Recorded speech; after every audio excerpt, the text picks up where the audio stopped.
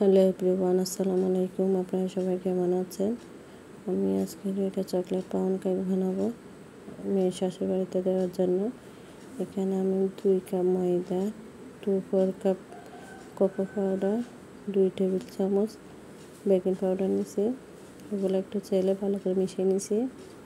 এদিকে আমি 6টা ডিম নিচ্ছি।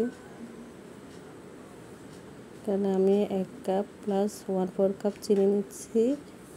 চিনিগুলো একসাথে দিবেন না, অল্প অল্প করে দিয়ে বিট করবেন, তাতে তাড়াতাড়ি চিনিগুলো গলে যাবে।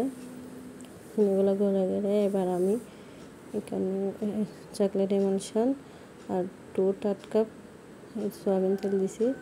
এগুলো দিয়ে আমি 30 মিনিট বিট করে নিছি। 30 মিনিট থেকে বেশি বিট করতে যাবে না, তাহলে ফোমটা নষ্ট হয়ে যাবে। এবার আমি শুকনো উপকরণগুলো হালকা করে মিশিয়ে নিচ্ছি। তো আলতা হাতে মিশাবেন যাতে ফোমটা নষ্ট না হয়। এখানে আমি 2/4 কাপ লিকুইড দুধ দিচ্ছি। দুধটা দেওয়ার পর আমি উপর আবার শুকনো উপকরণগুলো একটু একটু করে দিয়ে ভালো করে মিশিয়ে নিচ্ছি।